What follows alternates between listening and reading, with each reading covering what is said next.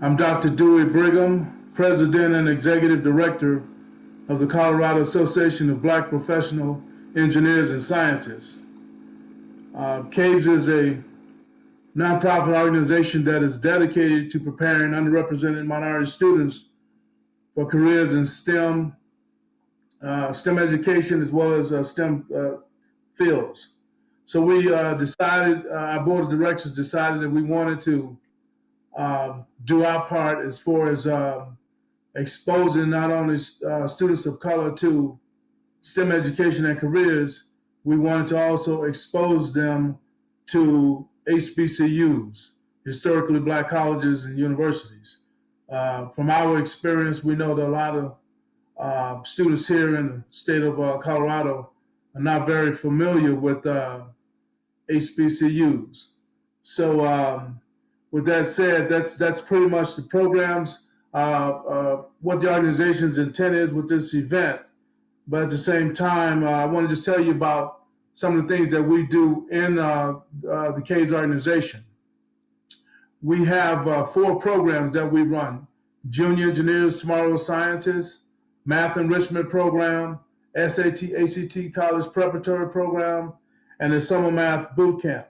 And so a lot of the students that are on this call now have participated in our after-school STEM programs, and currently we're doing these programs virtually. So that's sort of an overview of what we will be doing, giving you an overview of the organization, and then I'll kind of let you know what we'll be doing tonight. We have 2 panels. We have the first panel that we'll be introducing is a panel from professionals, African-American professionals that went to HBCUs. I will introduce each panelist, and we will let them give a little bio of themselves rather than me go in and talking about each person. We'll let them do it for themselves, and then we will move on into some question and answers. So with that said, the HBCUs that we have represented tonight, and I've seen you guys in the chat room going at it and promoting your HBCUs, and that's what this is all about. We have Fisk University, Howard University, Prairie View A&M University, North Carolina State A&M University, Spelman College, and Tennessee State. Now those are the universities that we have with the professional panel, and we have some other HBCUs that will with our student panel. So we have a professional panel with alumni that have graduated from college, in the industry working.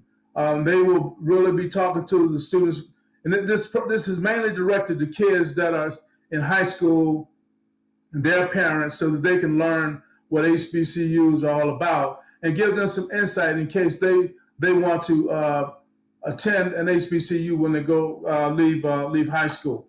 So with that said, I am going to and our marketing director, marketing director, event planner, Earl. She is sort of managing she's managing the mute buttons and the videos so that you guys will try to make this as smooth as possible. Now, one thing I am going to ask everybody: make sure you keep your stay muted so that we don't have as much interruptions. You guys know how Zoom works. Sometimes you can get so much interruptions that you can sort of lose focus. So I'm going to introduce. I'm just going to introduce the professional panel, and then I'll have each one of them come in and give a little information about themselves, where they're from, where they went to high school, where they're going to college, what in their career, if they're in a Greek organization. Feel free to share that with the audience as well, because again, what we're trying to do, we're trying to expose these kids and let them know these students rather, let them know that all of us as HBCU alumni, we're proud of where we went to school, and we'll put our institutions up against any institution in the United States of America. So with that said, the panel, we have, I'll just call the names first, and then I'll go back through and let them introduce themselves one by one. We have Lauren Moore, Dion Williams, Miosha Brooks, Keisha Grant, and we have Earl White, James Fisher, and Euless Cletton. So if you would, Lauren, I think I saw you earlier. Would you kick us off by giving us a brief introduction of yourself? And I'll let you guys on the professional panel know we have about 35 minutes to do our presentation, and then we got to hand it over to the students to do theirs. So Lauren, why don't you kick us off? Absolutely. Good evening. I'm Lauren Moore. I am a recent graduate of North Carolina Agricultural and Technical State University, and I am originally from Birmingham, Alabama. I currently work for the National Aeronautics and Space Administration as a manufacturing engineer in New Orleans, Louisiana. Okay, so now we'll go with Dion Williams. Good evening, everyone. My name is Dion Williams. I have a bachelor's of science in physics degree from Spelman College. That is one of 4 degrees and probably the most important one that I have.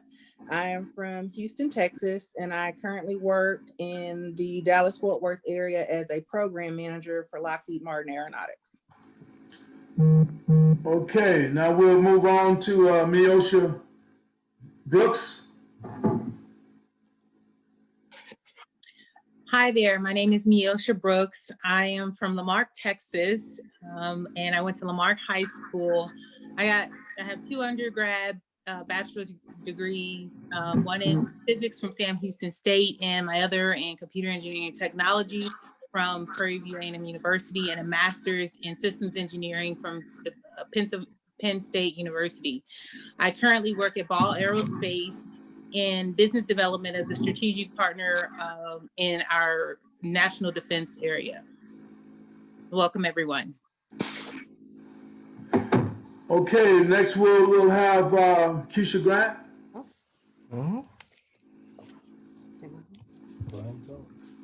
Hello. Hi, everybody. My name is Keisha Gant, and I graduated from Tennessee State University with a bachelor's in psychology, and I have my master's of public health from UNT HSC in Fort Worth, Texas. I am working for University of Colorado as a senior professional research assistant with the Accords program. Okay, great. Now we'll have Earl White. All right. So hello, everyone. My name is Earl White, 2016 graduate of the illustrious Fisk University. I currently now am an environmental chemist. I work at Lockheed Martin Waterton plant, and I'm glad to be here with you all. Okay. And we will now hear from James Fisher. Good evening, everyone. Thank you for coming out and participating tonight. As Dr. Brigham said, my name is James Fisher, and I'm a proud Howard University graduate all the way back from 1992. I was a marketing major, a business major at Howard. And then I went on to pursue additional studies, went to law school, and I am currently the Deputy City Attorney for the City and County of Denver.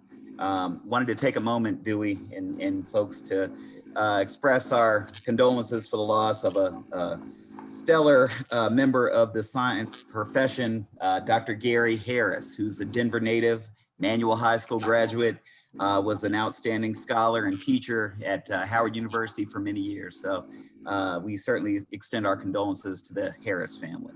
Thank you. Okay, we appreciate you doing that, James. All right, and last but not least, Euless Cletton. Yeah, good evening, everyone. I'm Euless Cleckley. I currently am the executive director of the Denver Department of Transportation and Infrastructure.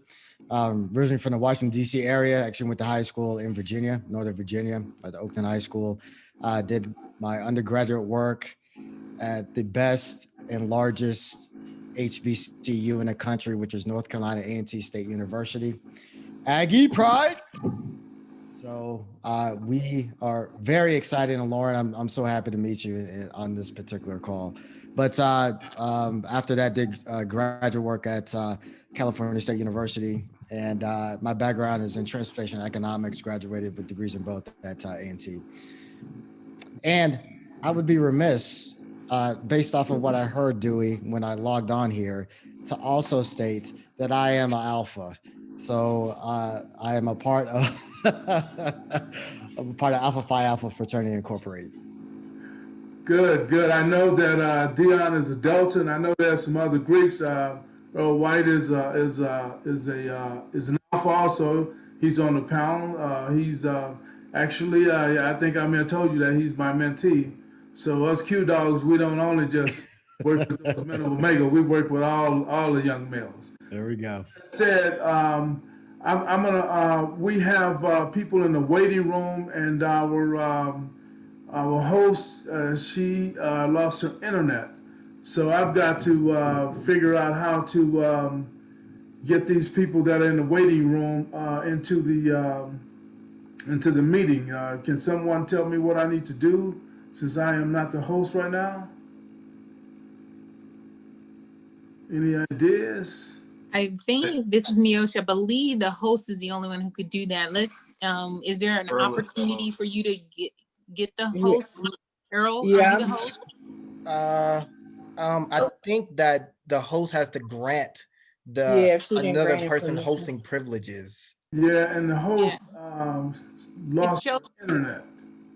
It shows Earl White as a host. I don't know if that's true. Okay, let's see. So Earl, all you have to do is do a drop down on Dewey's name and make him the host.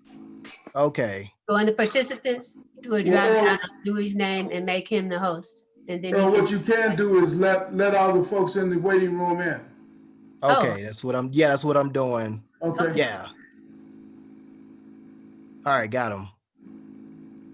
You let them in? Yes. Okay, yeah, I can see the number. So that's good to go. I appreciate that. Yes. We are good to go. That is one good sign. We all are engineers and scientists on this call. We got to be able to figure this out, you know. Thank you for rescuing me, Miosha. Okay, so we will move on with the discussions of with all of the we've got the introductions. So we'll go through the questions, and so I'll start asking the questions of the professional panel, and then I'll ask Earl last, so that while he's helping me out there. So Lauren, why don't we go with you first again? Tell the audience, and remember, we're trying to inspire these young people to consider going to an HBCU like we did. What inspired you to attend an HBCU?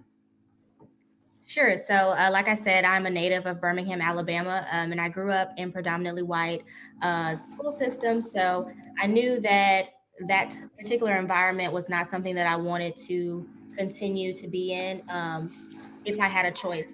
So I started to research HBCUs as soon as I found out what they were about. I just started to look up predominantly Black institutions, and come to find out that's what an HBCU is.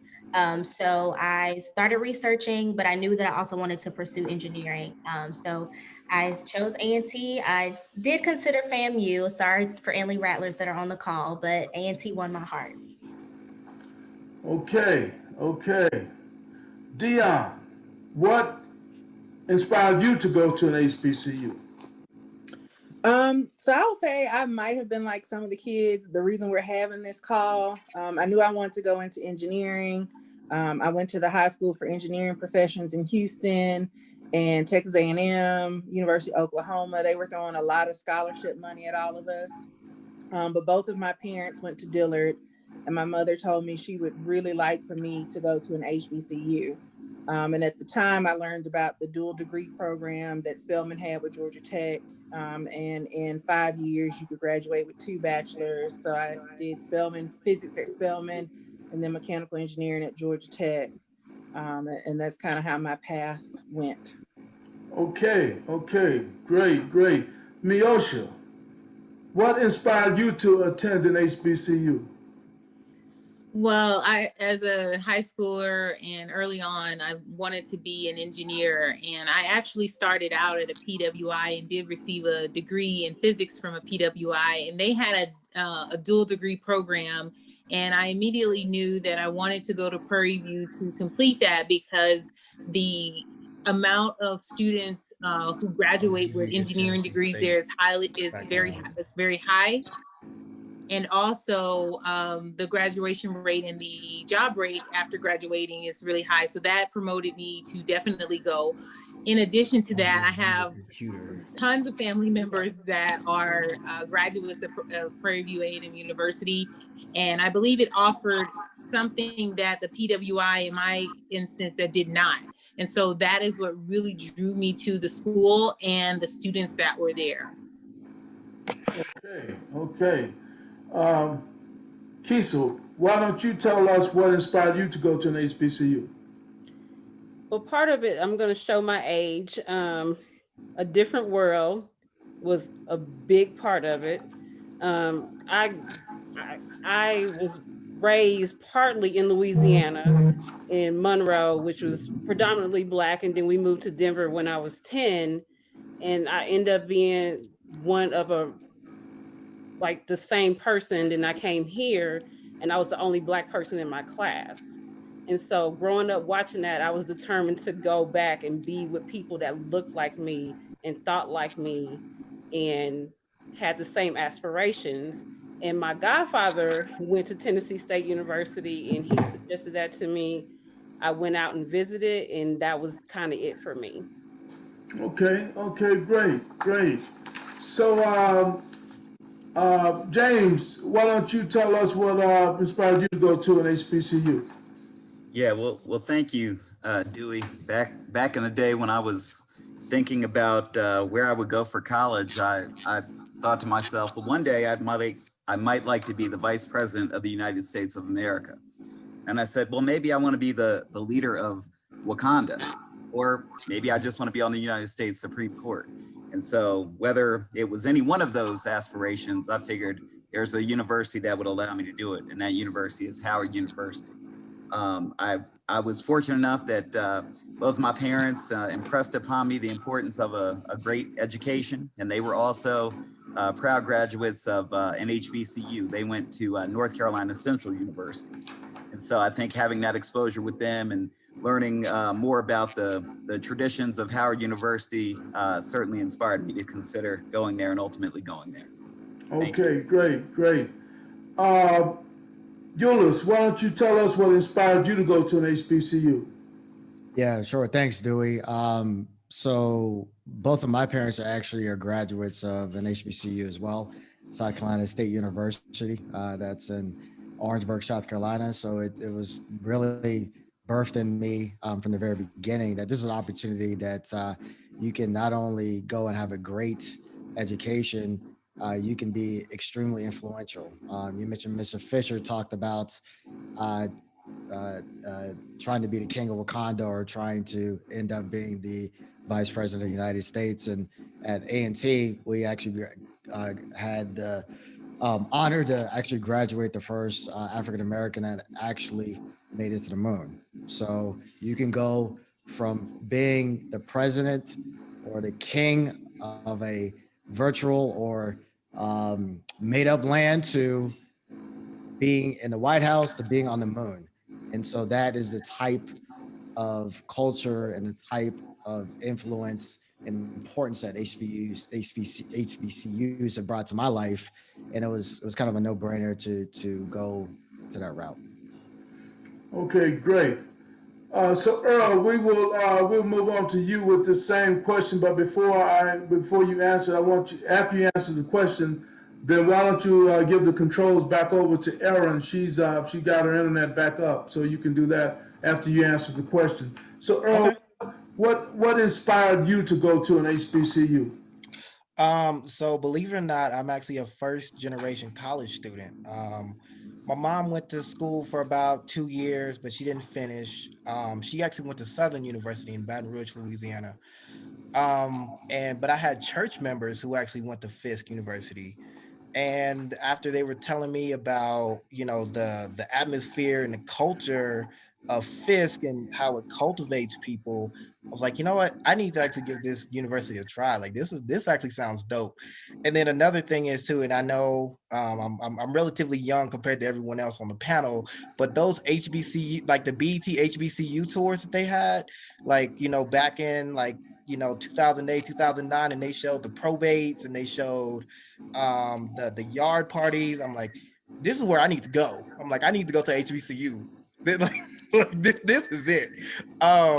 But I think just the rich culture, the mentorship, because I really didn't have too many Black mentors before college, so it was a huge change for me. So I was able to soak in literally everything, and I'm like, if Black men and women are doing this, and they tell me that a scientist has blonde hair and blue eyes, somebody's lying. So I was like, we need to actually, be able to bring this to light and actually show people, hey, you know what? The scientists don't have to have blonde hair and blue eyes. They're people of color. They're all different shades. They could rock dreads. They can rock afros. They can rock bald heads. I mean, it's just so much. And so that's why I'm glad to be able to share this experience. Thank you very much, Earl. We appreciate that. And if you would give the controls back over to Erin, I would appreciate that. So Good thing. we'll go to another question. I know I'm trying to speed us up a little bit because we've got a lot of stuff to cover in a couple of hours. But the next question that I want to tackle is you guys know as professionals, you went to HBCUs and you graduated with honors and with good grades and doing some great things right now.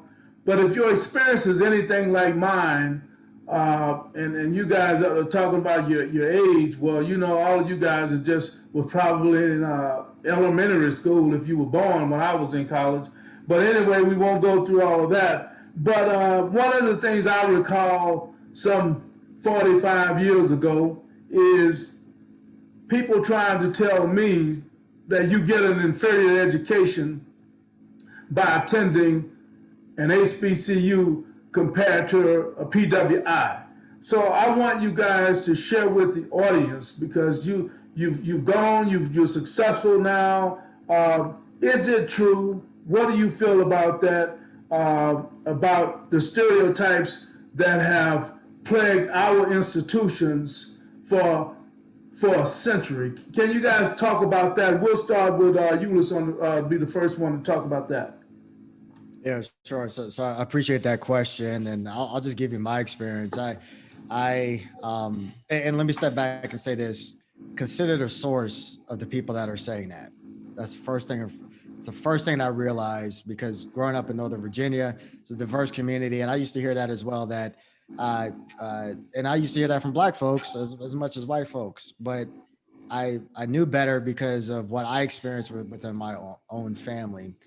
And it's not true. And in fact, I think it's the exact opposite. I think that if you go to an HBCU, there will never be an institution that will provide the support to help you be successful. You cannot get that at a PWI, period. I don't care what you say. I've had experience of that as well.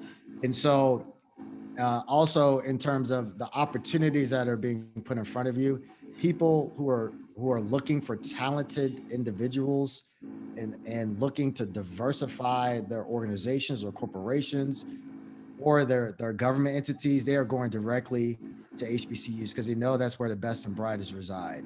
So don't one, consider the source, and don't ever let anybody tell you that a HBCU is inferior to PWI because it's just not true. Thank you. Thank you for those words of wisdom as well. Hey, James, why don't you let us know your take on this? Because I'm sure everybody on the panel is going to share their experiences, and I'm sure you have some experiences with that, especially in your profession. So why don't you share with the generations coming behind us what your experiences and how they can grapple with this misconception and stereotype about attending an HBCU? Yeah, thank you, Dewey, and appreciate the question. And I think, Euless was spot on in terms of his remarks. I think for all of us who have had the privilege, and I do use that word intentionally, the privilege of attending and graduating from a wonderful HBCU like the ones that have been represented or are being represented tonight, we've heard those stories. And I think, through our efforts, through our work, through our representation, we have debunked those myths. So I certainly would challenge, any student who is going to a PWI or a predominantly white institution to, challenge a graduate of an HBCU, because certainly the work that we've done, the effort that it took to even go to college, for many of us, we're first generation college students. I think there's a level of preparation that took students to get to a place where they could go to an HBCU. And once they were there, they demonstrated through their hard work, through their effort, through their scholarship, that they can compete on any level with anybody at any institution. And so I think certainly in a profession like mine, the legal profession, there are, stereotypes, or there are individuals who may think that, somehow you're inferior based not only on where you went to school, but based on your race, how you look. And to that, I would offer, great examples. Thurgood Marshall, Kamala Harris, these are outstanding members of the legal profession who got the foundation that they did through their matriculation at HBCUs. So again, I would say for parents and prospective students out there who are considering schools, you certainly do not want to discount HBCUs based on that improper, inaccurate, and, quite candidly, just false narrative. Thank you. Okay. All right. So Earl, why don't you? I know you haven't been in the working world long, but you have some experience working out of Lockheed. Why don't you share your take on going to an HBCU, and what type of how would you tell these young folks that are not much younger than you what they need to do to overcome any type of stereotypical words that people will say challenging their decision to go to an HBCU? So one thing I will say is that going to an HBCU gives you like a cultural armor. And what I mean by that is when you hear people of different races talking about, how us as Blacks or African Americans may not have achieved much throughout the years, you learn all of your history at an HBCU. So you realize that you're standing on the shoulders of giants. It's not anything that, people are just putting in a book just to make people feel good. Like, these are actual historical facts that, you're reading about. And especially when you hear about St. Elmo Brady from Fisk University, who was the first Black man to ever get a PhD in chemistry. And when you read up on these figures, and you read up on like Black chemists, Black physicists, Black mathematicians, during, throughout the course of your matriculation to an HBCU, you're able to actually go out into the world and show people, I'm not out here to play. Like, this is what it is. And another thing is too, and I know my friends and I, we always go back and forth about this.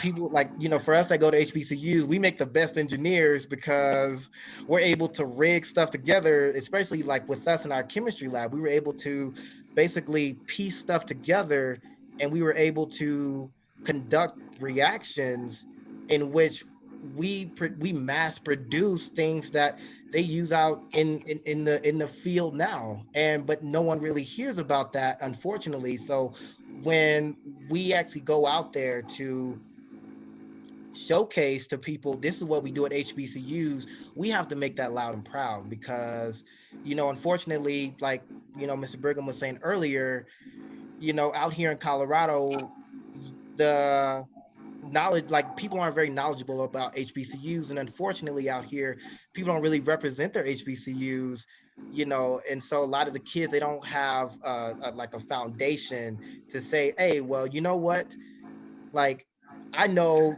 this person that went to an HBCU, and so therefore I want to go to an HBCU. So we have to make that evident. And so that's what I would say to the kids. Like, just like we're doing this now, if you all do go to an HBCU, like, wear it loud and proud.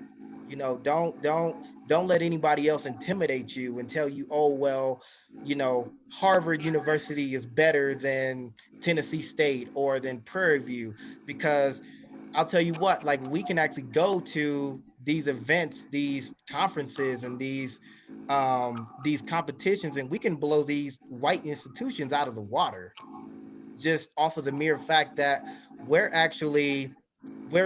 rooted and grounded in greatness. That's just what it is.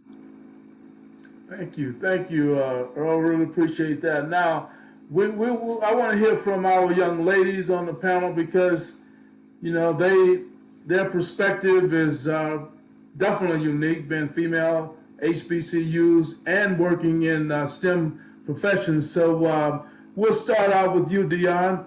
Why don't you tell us why and you did mention that you went to, you mentioned, Dion, that you went to Georgia Tech, as well as you went to Spelman. So let us know, tell the audience, students in high school that listen to us, why is that myth unacceptable in our world?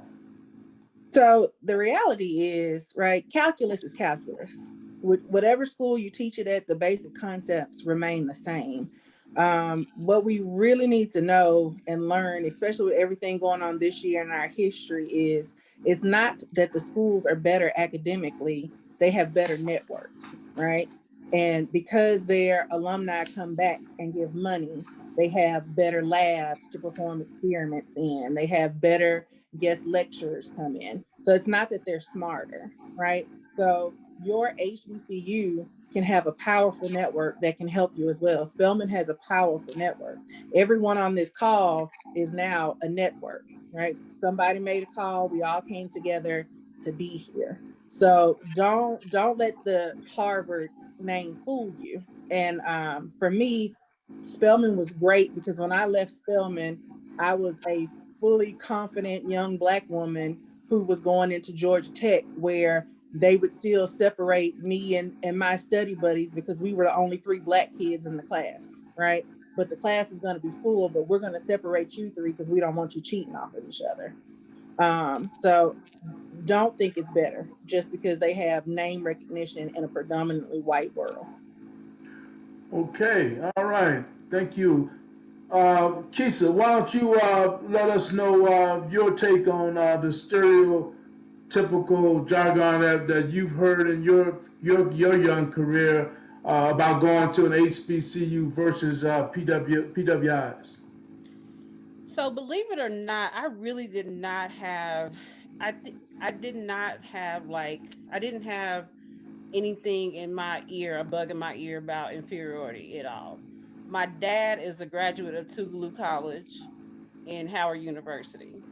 So HBCUs are just greatness to me. It's ingrained in me. So anything that anybody else was saying, I was not trying to hear. The interesting thing right now is that people did not consider public health a science until recently with COVID. And so now a lot of people are like, what is public health? How does this work? And so for me, I want to just recruit more and more, especially Black students, into public health, because what people don't understand is public health is everywhere. It's the seat belts that you wear, it's the street lights, it's the food expiration, it's everything that you do in everyday life. That is public health, and that is also a science. So for me, being on this call is a privilege, first of all, to be sitting with everybody here, but it's also an opportunity for me to educate students, young students, to know that everything you do is public health, everything you do is science, everything you do is math. So going to an HBCU for me, even though I went for psychology for my bachelor's, still being around people that looked like me and had the same aspirations, and kind of like what Earl said earlier, it's dreads, it's bald heads, it's dressing up, it's it is whatever it is. There's never been an inferiority for me, and there never will be. We are superior. Okay, great. I love the confidence. Miosha, why don't you share with the audience your experiences and how you've been able to, if you've been confronted with stereotypical uh, jargon from folks saying that you went to the HBCU, surely you didn't get a quality education. Why don't you share your experience? Absolutely. Like many others who stated, I didn't specifically or have never been directly confronted that my education from an HBCU, particularly the engineering, because that was my profession in the part where I actually did all of my work. I didn't get that stereotypical phrase to my face, but I have heard that not only from people within our community, but also and definitely people who are not in our community or people of color.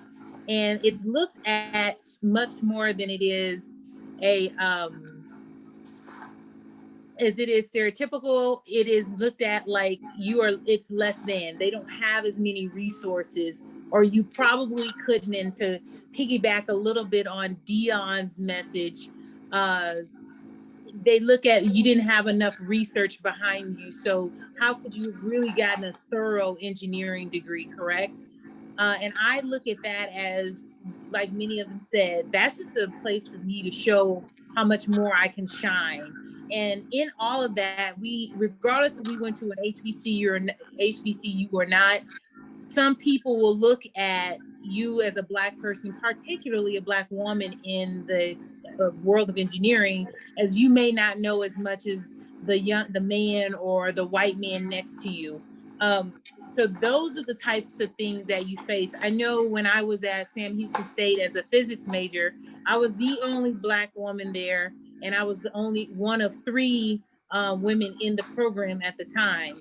And one of my professors told me, "You don't belong here." And I kind of looked like, "Oh, what does that mean?" And it was surprising, because as a young student, you just want to know everything and soak up all the information you can. But that was a reality that hit me.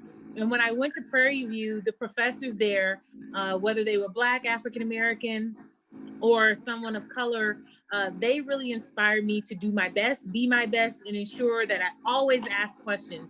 And those are one of the things that I really took and honed for myself. To talk about, and I like what Dion said, the PWIs tend to have the better networks.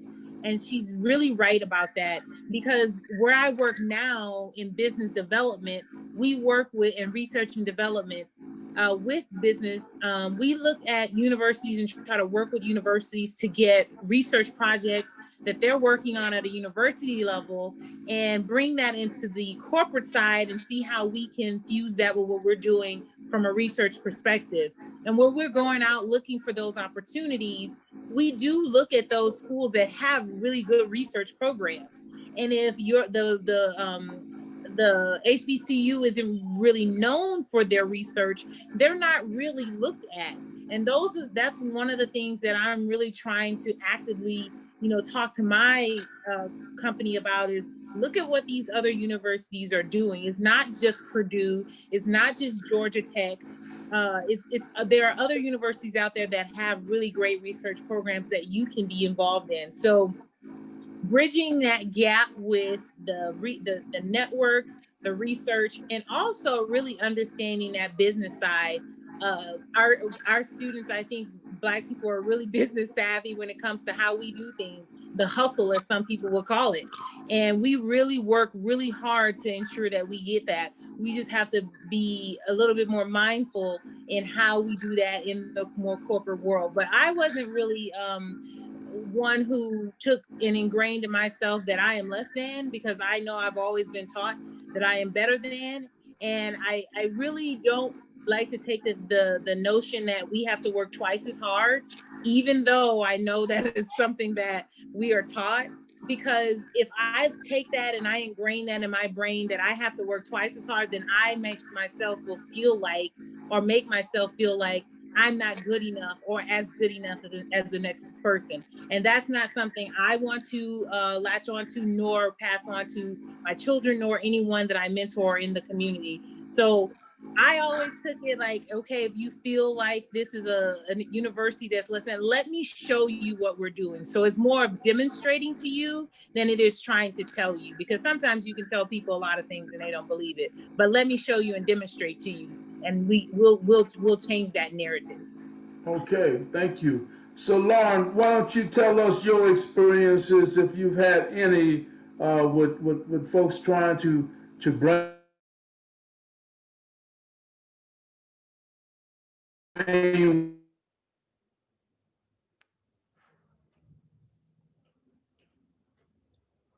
Having some connection issues. 1 second. wash engagement. So we are running up against the time. So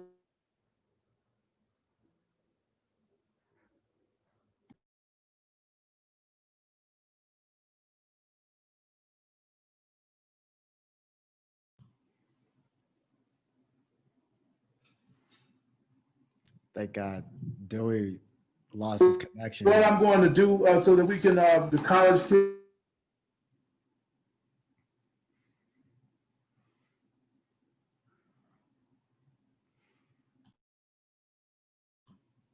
Hey, Dewey, you lost your connection there.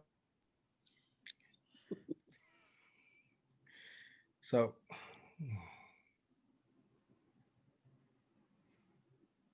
Oh, okay. I guess we can have Lauren, I'm sorry if I missed the name. She can go ahead while we're on and she can tell us until Dewey does come back on. That would be great. Yes, I'd be happy to. So yes, I have had people confront me with the misconception that an HBCU education is inferior. But I would like to challenge that by saying that all universities are put onto an accreditation board. And with that being said, the rigor of majors is a standard. It's not tailored to a particular university, meaning that your major, your degree that you get when you graduate is no different from that of a PWI. And so I have particularly challenged that within my workplace. I've had some coworkers who did not believe that my degree held a candle to theirs because of the university I attended, but I like to remind them that I have had 3 internships within my collegiate career, and I currently am on the exact same team as them. So obviously my school is not inferior. So yes, that is something that you will encounter if you do decide to attend an HBCU, but absolutely it is a misconception and it does not determine your success. Thank you, Lauren. And I think Dewey, I'm not sure if Aaron's on, but Dewey seems to still be connecting.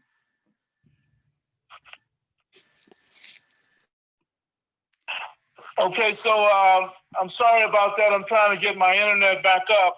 But the final question that I want you guys to answer for me is what any kind of comments or thoughts that you want to leave with the students and parents about attending an HBCU. And the order that I want to go in is Lauren still on the phone? Yes, I am. Okay, so Lauren, we'll have you go first. We'll have Dion go after you, Miosha after Dion, then Keisha, and then we will have Earl, James, and Euless, and hope I'll be back up by then. So can we do that? Whatever Yes, thoughts y'all want to leave with the audience that comes to your mind to encourage them to go to an HBCU. Absolutely. Thank you. So I first want to say that my mom did not want me to go to an HBCU at all. I had to do a lot of convincing in order to get her to let me go to A&T, especially being 8 hours away from home. And I know that there was a parent who had concerns about making an HBCU be an extension of their family values. And that was my mom's concern as well. And I can absolutely say that A&T was an extension of home for me. I didn't have the luxury of being able to go home as frequently as I had liked, but A&T was exactly what I needed to not be homesick and to still be in an environment where I felt comfortable and where my values were actually valued and I was respected. And I really appreciate A&T for everything that they have done for me and the HBCU community in general. We all support each other and we all recognize each other. And I think that's very important. And that's very important for Black students as well. Okay, Lauren, so we'll have Dion go next. I think everything that Lauren said was great. Use the networks that you're developing through the program that you're in. If you can do school visits, definitely do them. Some of them might have to be virtual now. Reach out to students who are currently at the school, because most of us on this call have graduated. We might have been away from the school for a few years, but someone who is there now can definitely give you more details about how they feel about the campus environment. And good luck to all of you. Okay, let's move on to Miosha. Okay, absolutely. And ditto to what the previous two young women said. I believe that it's really important to look at it from what your student is going to get as a whole. I think Lauren said it really very well, Lauren actually did say it very well. She said the degree is the same. There is accreditation for each school, and you have to make sure that you meet that accreditation. And every person is taking the same class. Cal 1 is Cal 1, and we all know if you're an engineering student, Cal 2 is Cal 2. So it doesn't change the fact that you go to an HBCU. It doesn't change the fact that if you go to an HBCU that you won't get a stellar education. One of the things that I attributed most was the sense of self. I really felt like I belonged to the school that was there. I fit in with the student, and it's not that I didn't fit in a PWI, but it was a different sense of self that I was able to get when I went to an HBCU, as well as my professors were always involved in my learning, as well as ensuring that I was doing well and continue to do well outside of when I graduated.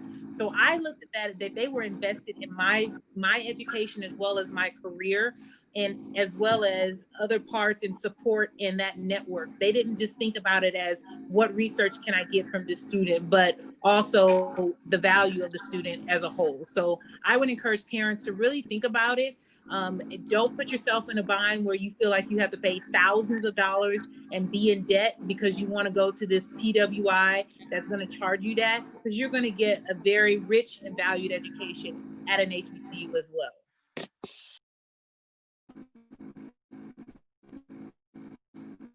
Why don't you give us some words of wisdom to the parents and students about why you would encourage them to go to a HBCU? I would like to just kind of echo what Miosha, I hope I pronounced your name correctly, said. You don't have to spend thousands and thousands of dollars to get a quality education. I really encourage the parents and the students to look into HBCUs and see what they're about. See, if you have a particular interest, there's certain schools that will honor that will help you in what your interests are. Everything is not for everybody, but I do think that there's an HBCU out there for everybody. So I really encourage the parents and the students to really just do your research. really do your research and what you want to do. Thank you so much. Okay, we will now hear from Earl. What is your final thoughts and comments about HBCUs? Okay, okay. I would say my final thoughts would be definitely just develop mentorship.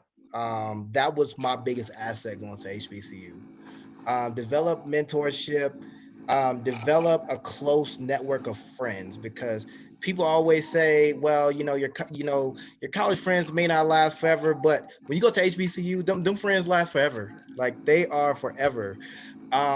You have a like I said before, you have a cultural armor about yourself, and when you actually go out into the professional world, you're able to then talk to people about why you went to HBCU, and then you're able to basically pick up on other people that went to HBCUs. That just like Mr. Brigham and I, like we were I guess just a little personal background.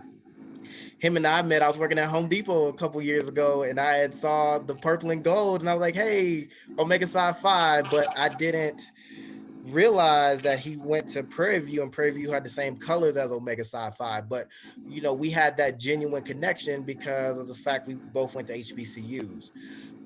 So it's also just being able to have a close and personal relationship with people, because when you go to PWIs, a lot of times you may bump into people who may not always have that same vision or that same insight as you do. And like I always tell people, Black people aren't a monolith. Like, we all have different interests, different things that spark our interests, and we have different things that we may be in tune with. And you can find all that at an HBCU. It's not just, one size fits all. That's what I would say. All right. So James, why don't you impart some wisdom on our parents and students about HBCUs and why you would encourage them to consider? Yeah, thank you, Dr. Brigham. And I think as hopefully parents and prospective students of HBCUs who are listening, part of the call tonight, are hopefully what you're gathering from the feedback that you're getting from the panel is that there is a tremendous sense of pride and belonging when you go to an HBCU. And I think it's noteworthy to say that the traditions that exist, whether it's Prairie View or Spelman or North Carolina A&T, just any of our fine HBCUs, is such that you leave the school with an overwhelming sense of pride and belonging. And I really think that certainly for students who are from here, where there's not a huge the racial demographics are such that this is not a city that is overrun with African Americans. You can have an opportunity to go and experience your time in school and get a great academic education, but you can also engage with other African American students in a way that perhaps you haven't here at home. I would also say that as you talk about building your network, the HBCU network is tremendous. And so, although I was fortunate enough when I came to Denver a couple of years ago to get plugged in with the Howard University Alumni Association of Colorado, I also knew that there were other great representatives from HBCUs, and I was able to get plugged in that way. Mr. Cleckley and I, we have a relationship that goes back before our time here in Denver. And although we are a generation apart, and we have some other differences, the fact that we both were graduates of HBCUs helped solidify the professional and personal relationships. So you can always take advantage of those networks. So I certainly encourage folks to explore the opportunity of going to an HBCU. Thank you, Dr. Brigham. Okay. Euless, why don't you close us out with some words of wisdom? Absolutely. And help our parents out. Absolutely. I appreciate the question. And just as a point of note, Mr. Fisher is older than I am. So, Much older. But I would say this, we're talking about white institutions and Black institutions. And I'll steal a quote from Denzel Washington. It's not about color, it's about culture. It's not about color, it's about culture. And there are 121 HBCUs in the country. I think average enrollment is around 25 to 3,000. I went to A&T. A&T is the largest HBCU. We have probably 12 to maybe 14,000 students. There will never, ever be another time in your life where you will be around 3,000, 10,000, or 15,000 predominantly Black people who are all striving to do one thing, and that's to get their education. It will never, ever happen again the rest of your career and the rest of your life. And just by that on its own, the fact that you can be cultivated, you can be yourself, you can gain confidence, and then you can be prepared to go out into the workforce is reason enough for you to go to an HBCU. So I'll leave it at that. Thank you, Lewis. We really appreciate that, and we appreciate the words of wisdom, the comments and experience from our professional panel. We will have some, after we go through the student panel discussion. We will have. I hope you guys can hang around because there will be some questions from the parents and from some of the students in the audience. So with that said, I will pass the torch on to Attorney Chris Houston, and I won't say too much of your background. I'll let you talk about, where you went to undergrad, where you went to grad, and then I'll let you go through the panel discussion with the college kids that we have on the panel tonight. Attorney Chris Houston.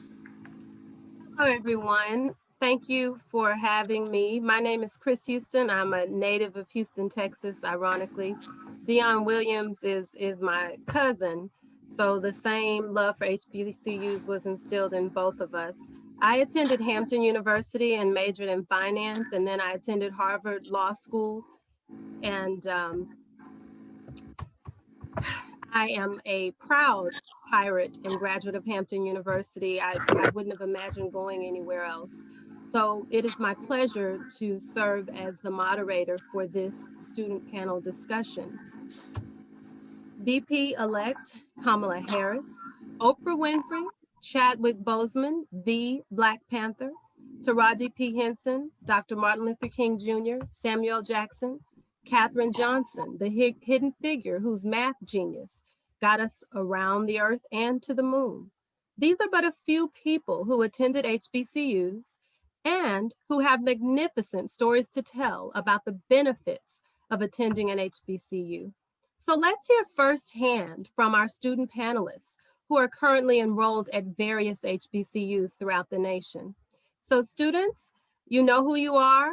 Please go one by one and introduce yourselves. 3 things that I'd like to hear from you in your introduction. Tell us your full name, the college you attend, and your major, please. And there's no particular order, just jump in. Okay, I guess I'll start it off. My name is Miles Pace. I attend Prairie A&M University. I am a senior and I am a construction science and architecture major. Thank you. Who's next? I can go. Hi, my name is Trinity Brigham. I attend Prairie View A&M University. I am a sophomore and I am a chemistry major with a biomedical concentration, double minoring in biology and Spanish. Thank you. Trinity, I'm going to ask you to increase the volume on your computer. I heard you, but it was a little faint. Who's next? Is there a Lauren? Okay, Jada. I'll go. Hi, my name is Jada Hines. I'm a recent graduate of Hampton University. I studied psychology with a concentration in pre-medical studies, and I'm currently in grad school. Wonderful. Who's next? Hi, my name is Kaylin Gomez, and I go to Howard University. I'm a senior classical music major. Thank you. Is there one more? No? All right. So I have a few questions for you that I think will provide a rich discussion and some valuable information for the audience. My first question, and this one I want everyone to answer. After that, I think I have a few that I want everyone to answer, and then after that, I will vary the questions based on the speaker. And we are on a time schedule, and I actually plan to adhere to it. So I'm going to ask that you keep your responses clear and concise. Brevity is the name of the game, so be judicious and efficient with your words. What do you perceive to be the benefits of attending an HBCU as opposed to a predominantly white institution? And Trinity, will you go first, please? Sure. Can you hear me better? Yes, ma'am. Okay, cool. So I actually grew up going to a white school, like white schools all of my life, and I just found it's really hard going to school and there's no people, like there's not people who really look like you. I never had a Black teacher.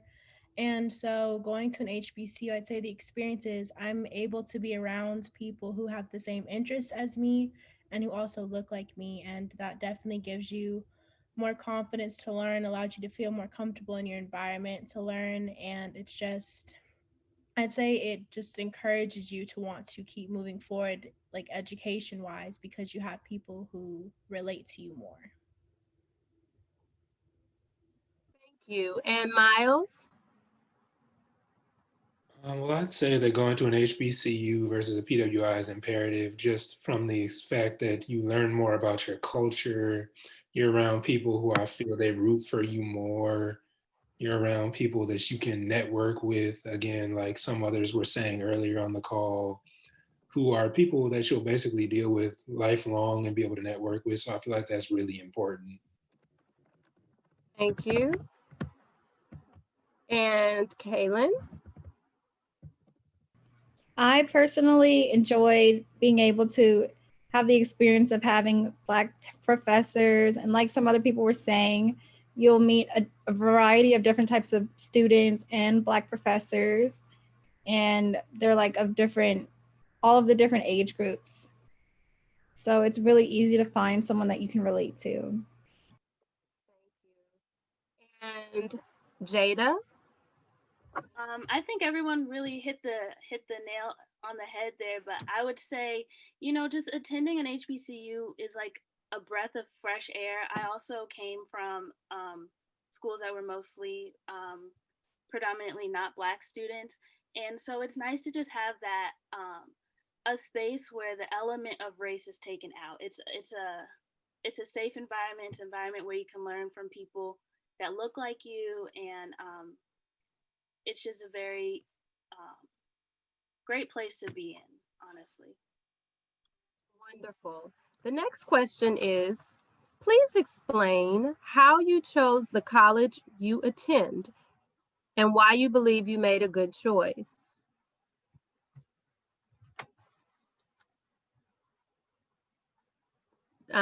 Jada. Okay, I was taken on a college tour to Hampton early when I was looking at colleges, and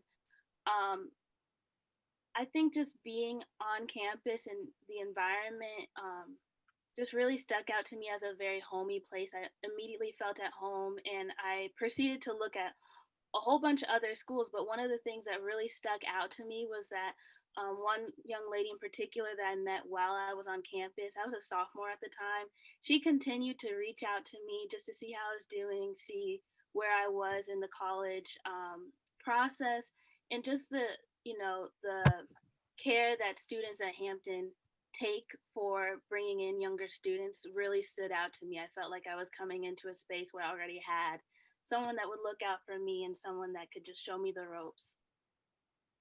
Wonderful. Kaylin? I chose to attend Howard because of the location, and I visited the campus, and it seemed like a really friendly place for me. And I think I made a good choice because of the teachers in my field. And I would give the advice of, if you know what you want to do in college, then you can actually delve deep into the school and the department and look up the teachers and research them, and you'll get a better idea of why you want to attend a particular school. Thank you. Miles? Well, for me, going to Prairie View was based off the fact that I wanted to go to an HBCU for sure. I knew my grandmother had went to one, my sister had went to one, and I just seen a big difference in the changes of that. And just with going to Prairie View, just how well people had spoken of it, especially Mr. Brigham talking about it. And I was just so impressed with it. I was like, I had to go. I had to see what it was about. He loves Prairie View. He really does. I understand. Trinity?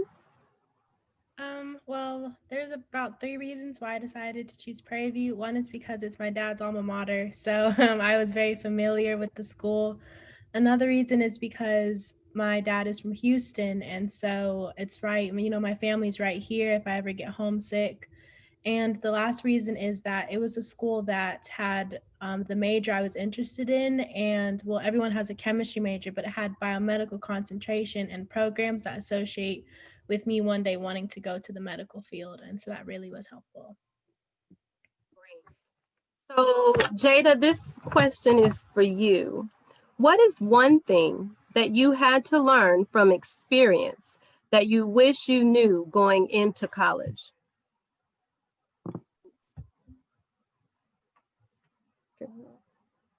That's crazy because college, I feel like you learn so much in 5 seconds. It's hard to narrow down. I think I had to learn that everyone is coming from different spaces and everyone's coming from different ideas of what they were taught was right and wrong. And in that, you're all thrown in one little tiny dorm and you quickly figure out, you know, how to, you know, have interesting conversations with people and just help them, you know, you get to see more of their perspective, they get to see more of your perspective, and everyone is taught like, oh, this is what Black is. And when you get to a school like Hampton or any other HBCUs, you quickly see like your version of what you thought Black people acted like. There's 20 million different versions, and honestly everyone thinks that they're right, so you know you quickly have to learn to adjust to that. And I think that was probably one of the biggest things that I experienced and learned through. Good deal. Miles, will you take that one too? What is one thing that you had to learn from experience that you wish you knew going into college? Well, I mean, one thing that I wish I had known was, of course, I mean, you just meet people from every walk of life. And I mean, just the idea of really just trying to come from a place of understanding, I suppose, more of that. Yeah, just trying to come from more of a place of understanding when you meet people, and especially when you got to live in a dorm situation, of course. So that definitely. Thank you. Trinity, please explain the things you do or should do or wish you could do on a regular basis to maintain self-care and mental health while thriving academically. I would say, you know, it's very easy to try and do your homework all the time to make sure that you get grades. But after a while, you know, you're in like your 3rd hour of studying straight and like you almost aren't focusing anymore. So I'd say in order to keep yourself, you know, like take care of yourself and focus mentally, you need to surround yourself around people who have similar interests as you.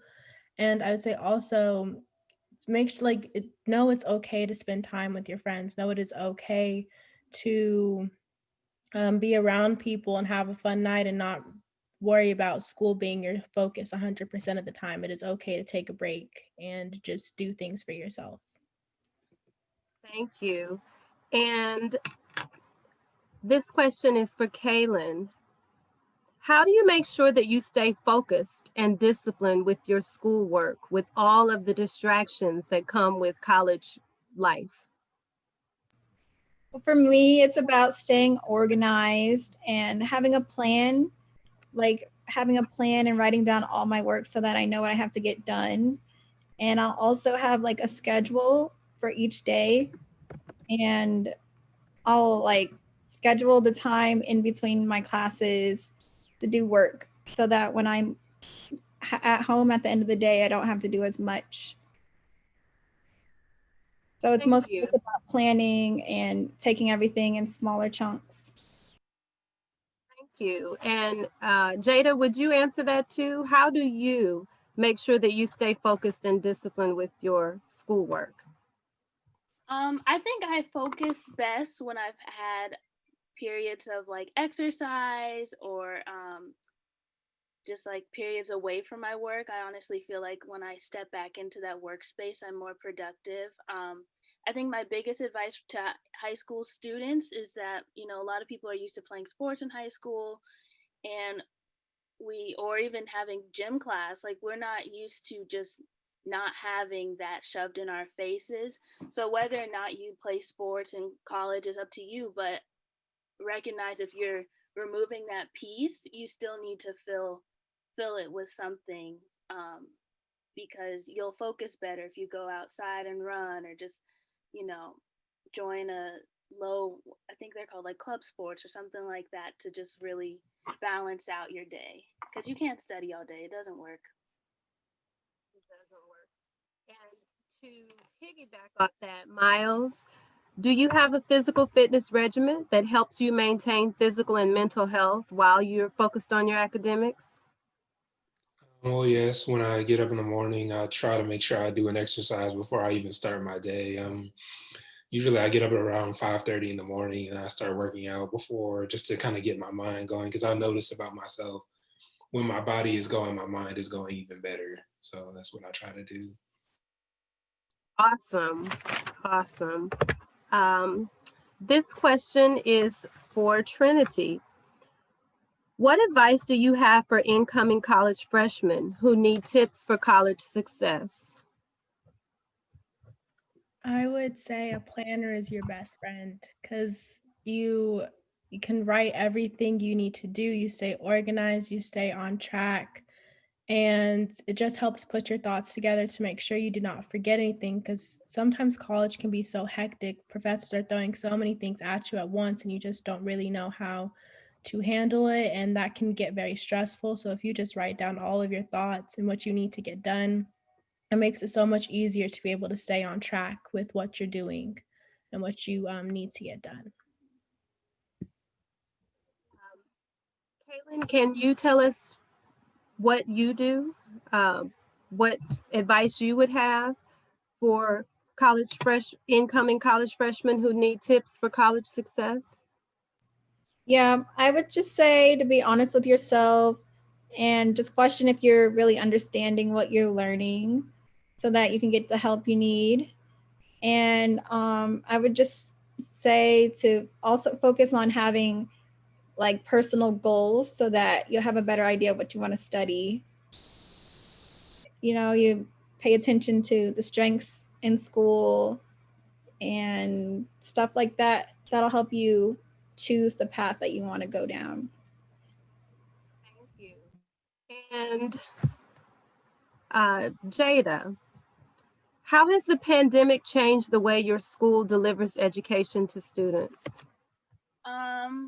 So we went online back in March. Yeah, end of March. So that was definitely, I know for Hampton, a big change.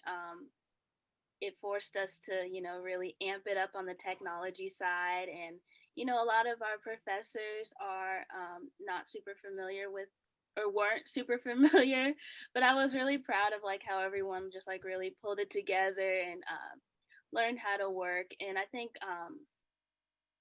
you know, there's benefits to online, there's benefits to being in person. So, you know, just balancing out the two, you know, it's still a balance. Hampton was one of the first schools to say that they weren't coming back in the fall. So they never even, you know, they haven't come back since the pandemic started. But, you know, everyone's just adjusting. Right. I think it's the social side that is lacking more so than the academic part. I think the academic part has stayed, you know, pretty constant. I think others who are doing the remote learning would agree with you. And I have one last question, and I'm just going to throw the question out there and let whichever student wishes just jump in and answer the question. How have you had to adjust your school routine to adequately respond to the learning changes and requirements during the pandemic?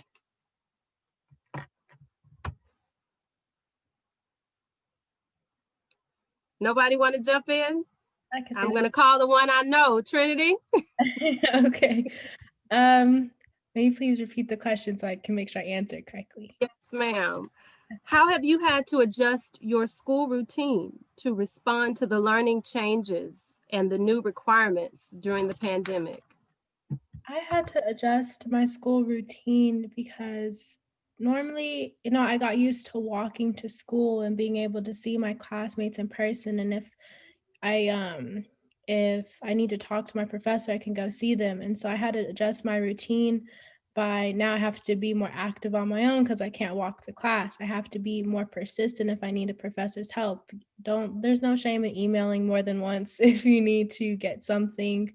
I have to make sure to stay on top of things. It can be so easy just to, watch Netflix because you're at home, but you need to make sure to stay disciplined and realize just set yourself a schedule, make a plan for your day. And that's how I had to really change what I was doing because of this pandemic.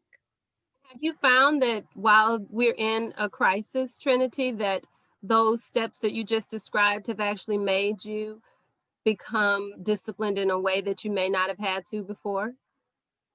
Definitely. Definitely. I would say I'm way more disciplined than I was my freshman year by far. I'm definitely way more persistent, and I had to get out of my bubble because you have to go out there a little bit more because online learning, you don't have as easy as access as you did before.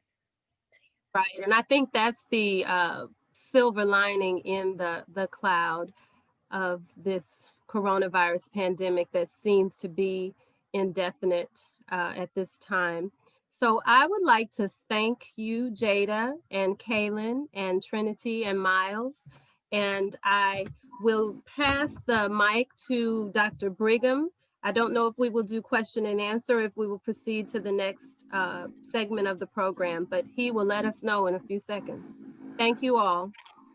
Okay, Chris, we appreciate you doing a great job in pulling all those words out of these college students. They are all still very young, and I think they did a very good job of expressing themselves. And I hope the students and parents in the audience will be able to see that we had some true freshmen, sophomores, but we had sophomores and juniors and seniors here on this discussion, a panel discussion, and you guys did an outstanding job. Chris, thank you again for your good questions and moderating the panel with the students. So what we want to do now is take about 10 minutes and let our marketing director, Erin Riss, she's gonna read a few questions out of the chat room, and we'll let anyone, the professionals, the other students. I'm going to try not to call anybody's name, so anyone want to answer the question, we want you to kind of, somebody just jump in real fast so that we can answer at least 3 or 4 questions out of the chat room to make sure that we're getting our message across and making the impact on the parents and students that we're really trying to accomplish in this presentation. So Erin, if you would, why don't you read some questions out of the chat room? If you need my help, let me know how I can help. But you've done well managing it so far. So read a question and we'll see if we can get some folks to answer. If we have problems getting them to answer, then I'll call on somebody, okay? Thanks, Dewey. Our first question is from Aretha Jenkins, and she says, as a parent, I want to know my child will be safe and that the HBCU is an extension of my family's values, not the mainstream, more liberal culture. Are there HBCUs with more conservative values? Also, what are student experiences off campus in the surrounding neighborhoods at some of the various universities? So I'm going to have surrounding neighborhoods, since I know that Howard is probably, more conducive to surrounding neighborhoods than, say, like a Prairie View. So I'm going to have Kaylin answer that question first, and then after Kaylin answer that question, I am going to ask one of our brilliant professional panelists follow Kaylin to answer the same question.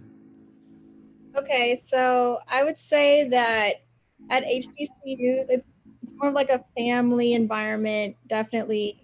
And when I first went to Howard, I was surprised because I honestly thought I was going to be like, completely on my own. And like in a lot of ways that was true. But being in the dorm I was in, the RAs, they were kind of like really hard on you and, a little strict. And, in the dorms, they don't just let you go out all night and stuff like that. There's like time restraints, which you wouldn't have if you were going to a PWI.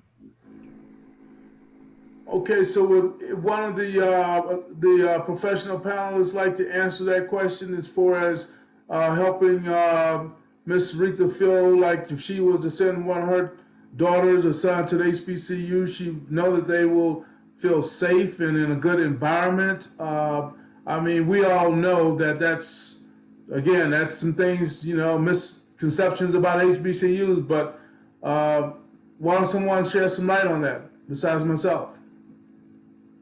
Okay, Dr. Glover, you want to say something? Unmute yourself, Dr. Glover. Oh, yes, I live in Atlanta. I actually live in Atlanta, and I grew up around a largest concentration of HBCUs in the world.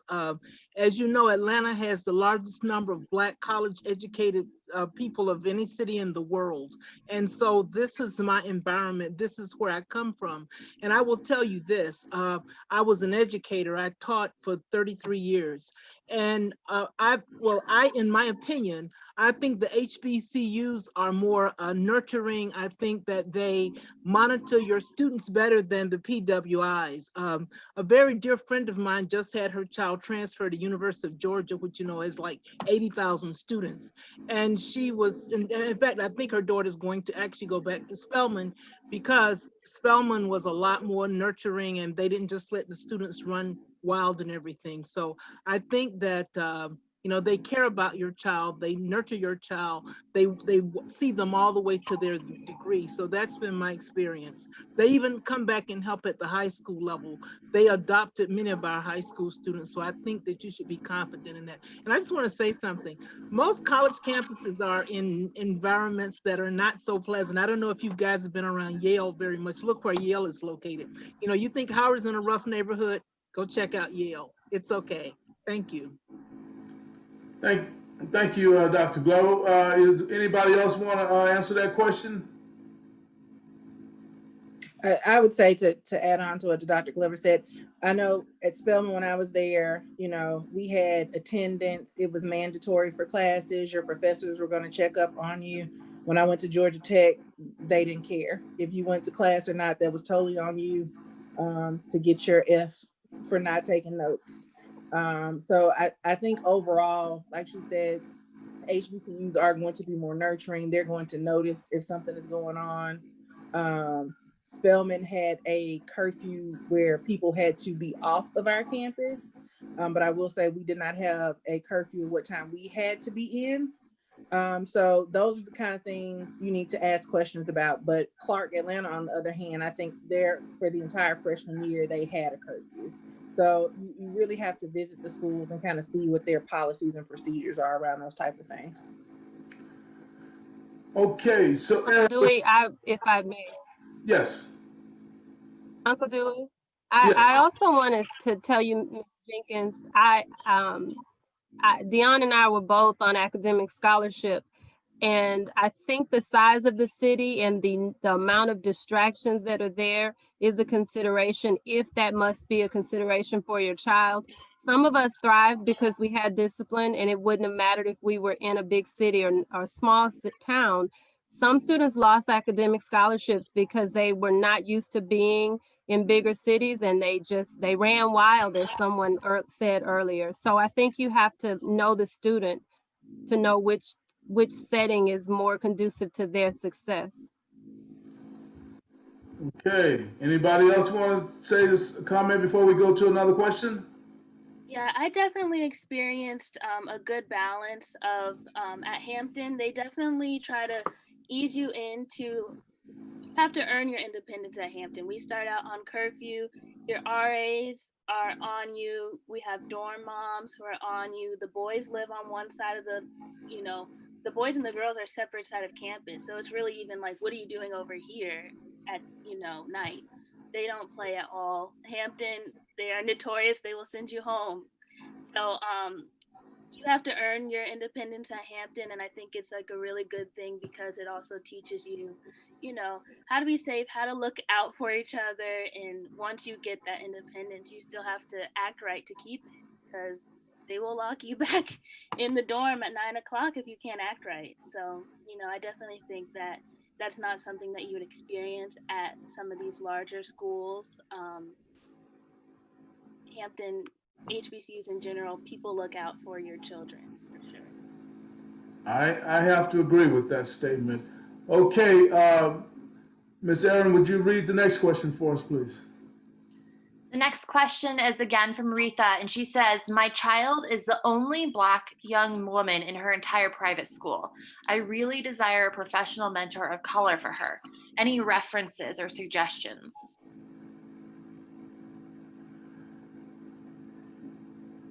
Yes, I would welcome your child, and I know she attends the CABES or the programs, after school programs.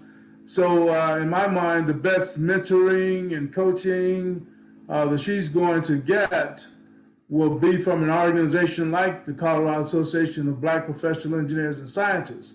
I say that because most of the students on this panel that's in college now, they had some affiliation with the CABES organization, and the proof is in the pudding. They get on the panel, they're doing well in school.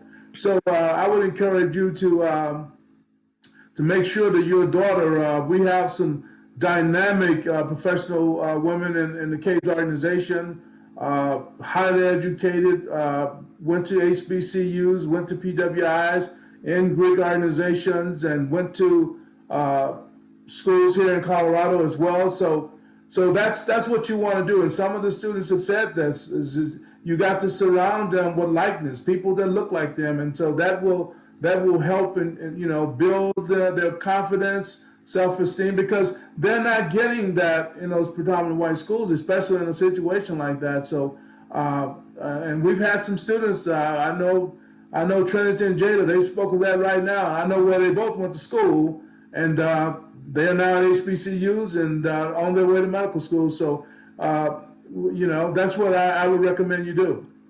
And Dewey, I did reach out to her and asked her maybe to set up some time with you and myself. Okay. To kind of delve into that a little more. Okay, that's great. All right. Anybody else want to comment on that question for us? If not, we're going to go to another question, if you have one, Erin. At this time, there aren't any other questions in our chat. Okay, so is there any questions that someone want to turn on their video and ask a question now? If not, then we have one other item on the agenda that we want to make sure that we spend some quality time on. So if there's one more question anybody have that they want to ask, the time is now. Or any more, not necessarily question, advice, comments that you would like to give some of the parents as they are going through their decision with their child. A lot of the parents on the phone have kids in HBCUs now. Is there anything that you want to share with the audience? Ms. Pace, is there anything you want to share? Ms. Gomez, is there anything you want to share? Okay, Chris, you can go on.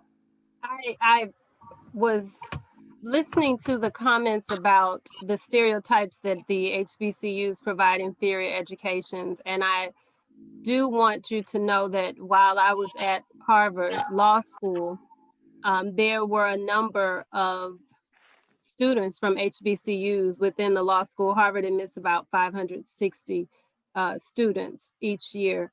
And those who were at the HBCUs had a stronger sense of self. We did things with the Black graduate students. That would be MIT, Tufts, Boston University, Northeastern, Boston College, and I'm probably missing some in the Cambridge and Boston area.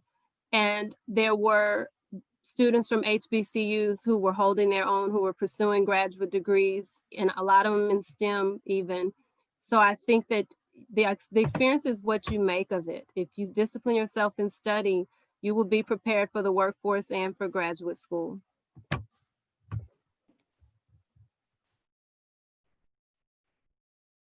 Speaking of graduate schools and colleges, we'll I'm going to move forward unless someone has something else they want to say. But if you do, then you'll have a chance to say whatever that is after we move into our next segment of the presentation.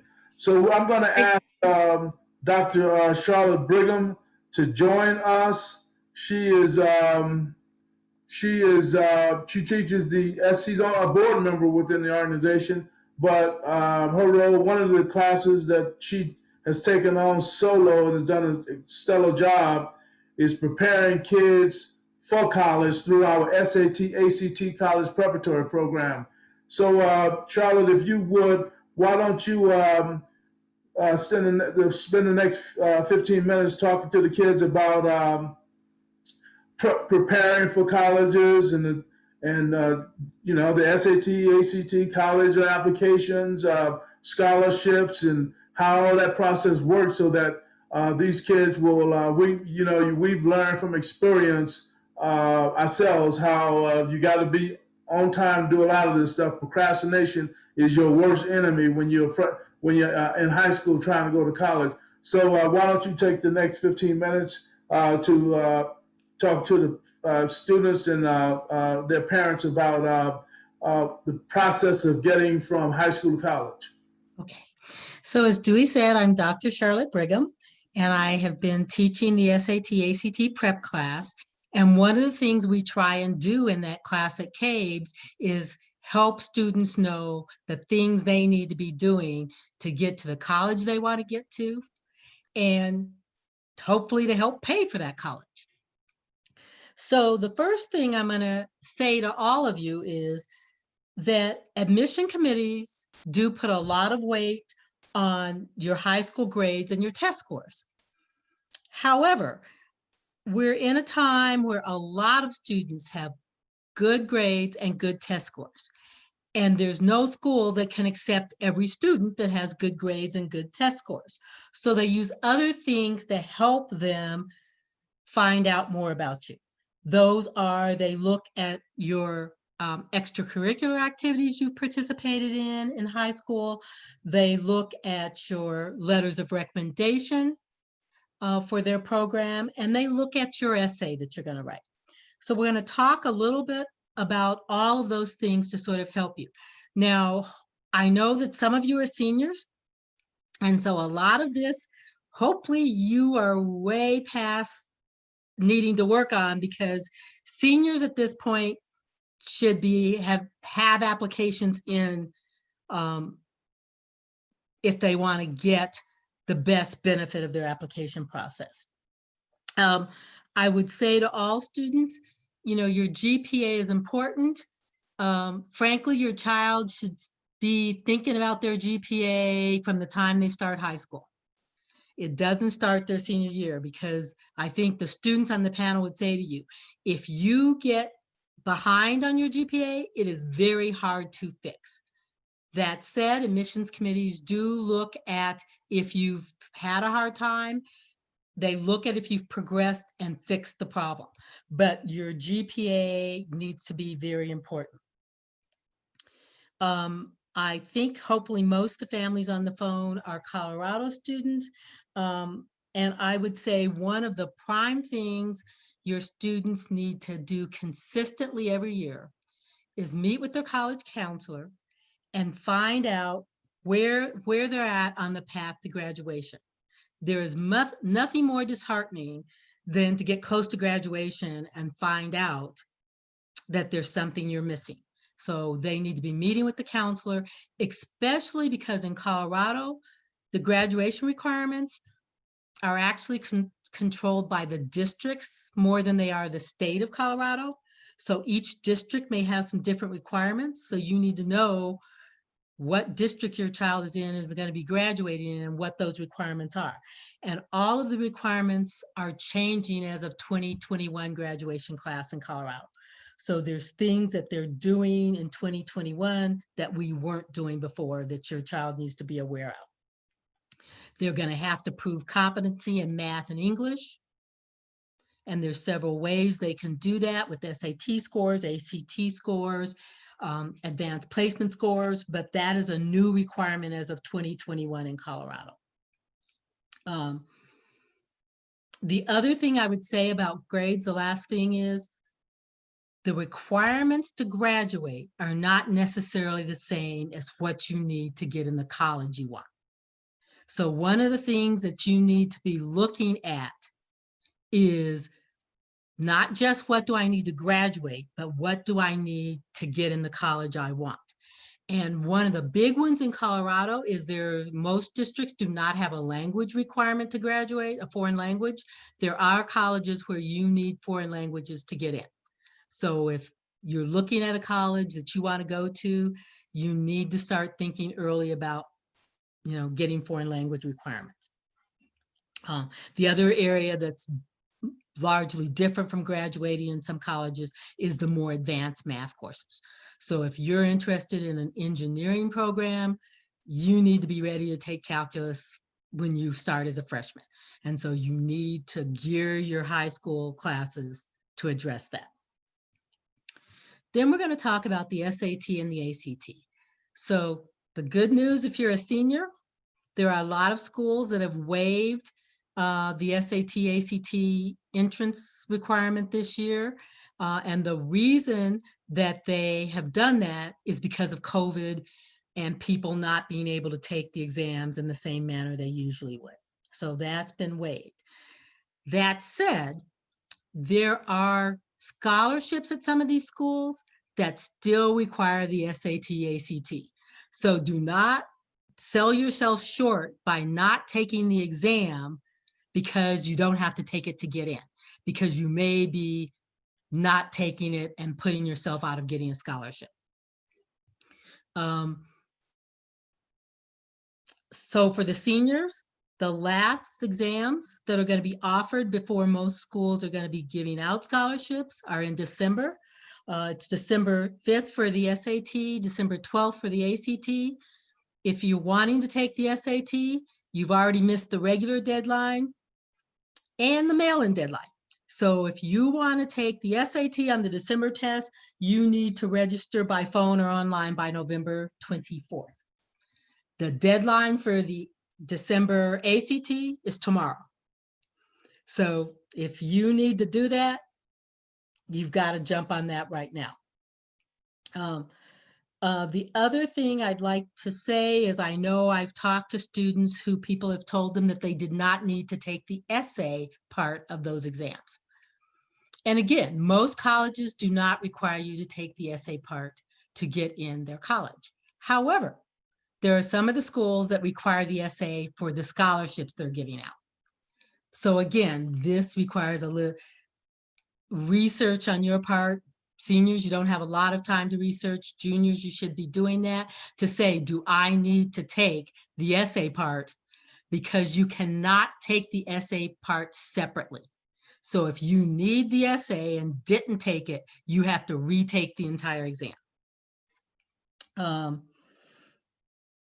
In Colorado, know that there is a required SAT exam for juniors and a required PSAT exam for 9th and 10th graders.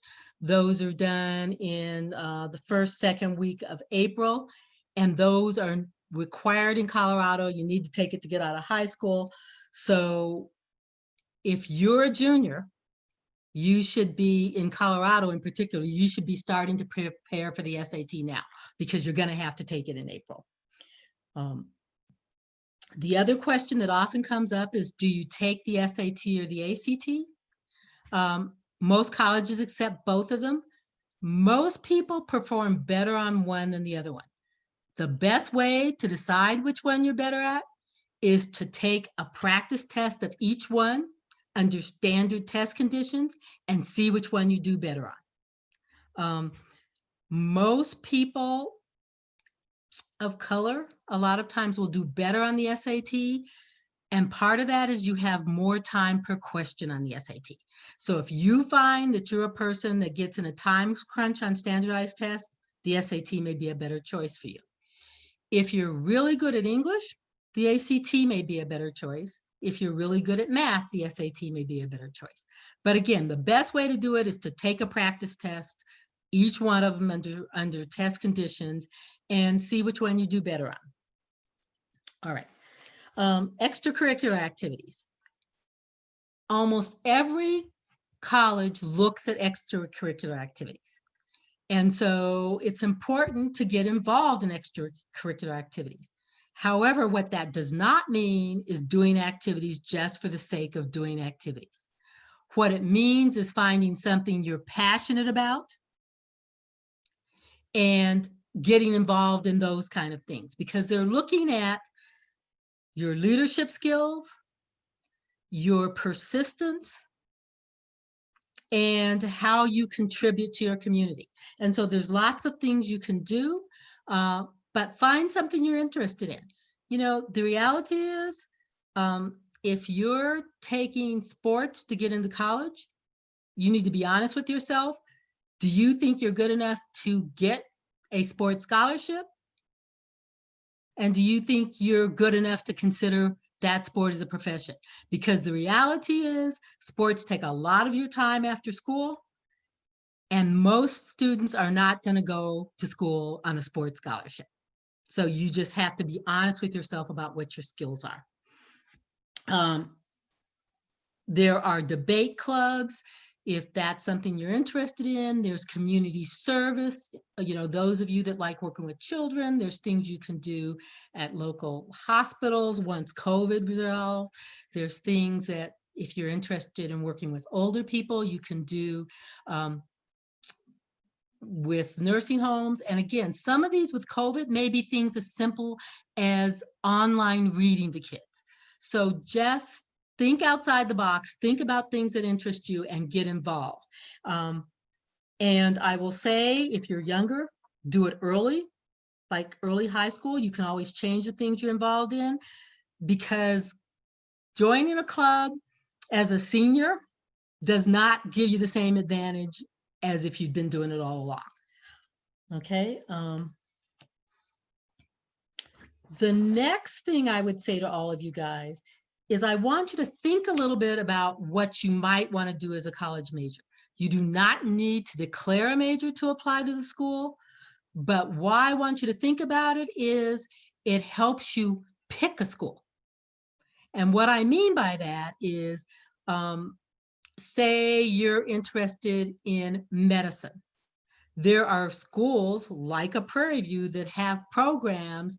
They're very strong in nursing. They're very strong in, they've got an undergraduate medical academy. So they have skills to help you navigate that if you know you're interested in it.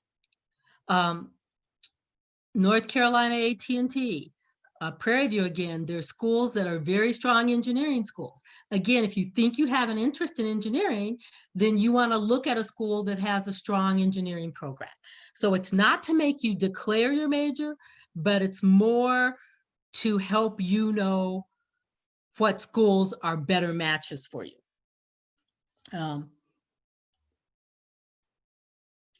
So let's talk about the college application process a little bit.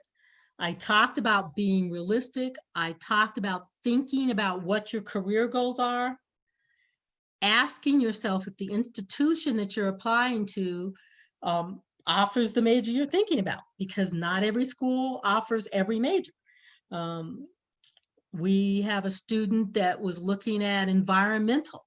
And so she's looking at she's going to North Carolina A&T because they have environmental programs. So think about what majors they have. I think you should plan to apply to several schools. Don't put all your eggs in one basket. I think you can apply to PWIs as well as HBCUs. You should use the same criteria for both when you're looking at what kind of things the school has to offer you. You should look at what resources you have, not just at the school, but outside the school. So I think everybody on the phone has said, you know, HBCUs have a lot of resources on the campus of people that look like you, of people that are interested in you, that will encourage you.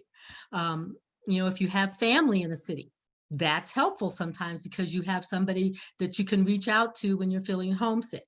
I went to a PWI, and I will tell you that what I've seen and heard from all the people I know that have gone to HBCUs, that is not the experience I had at my PWI as an undergraduate. Not even close. So just be aware that those things do matter. I'm from Denver, and I felt very isolated at my college because there weren't a lot of people that look like me.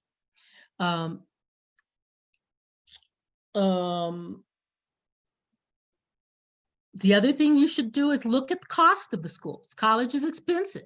And so you need to look at the cost of the schools and look at what kind of scholarships may be available basically to you if you're a first generation college student, if you're, you know, if you have something very special about you. I mean, there's people that they give out scholarships for left-handed people. So there's a lot of scholarships out there. We'll be sending you a website that you can use to help look at scholarships. But, you know, you have to ask how you're going to pay for it. Does the school have work study where you can work and help pay for it? So look at scholarships. The other thing I would really encourage you to do, and I think this website will help, is almost all of these schools have their own scholarships. They do not advertise them that well. So find out what those are, find out what you need to do to qualify for them, because a lot of them, they just give them out if you meet the qualifications and you apply on time. So that means that you need to be applying early, because most of these schools are giving those scholarships out in the January, February timeframe. So even though you can apply to school and get accepted in April and May, you're way less likely to get a scholarship because all that money's gone by then. So if the juniors in particular, the seniors, if you haven't been on it, see if you can find out what you can do this month before the end of the year, because those scholarships go early.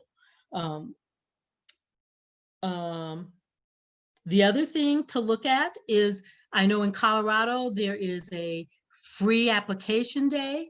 So you can apply to a Colorado school. It's usually in early October, and you can apply to as many Colorado schools as you want, and they pay for the application fee. So again, these application fees are sometimes $50 a piece. Do that early. Take advantage of that resource because it saves you money to do other things. I also want to say most colleges have an essay that you need to write. Remember that the purpose of this essay is to tell people what makes you unique.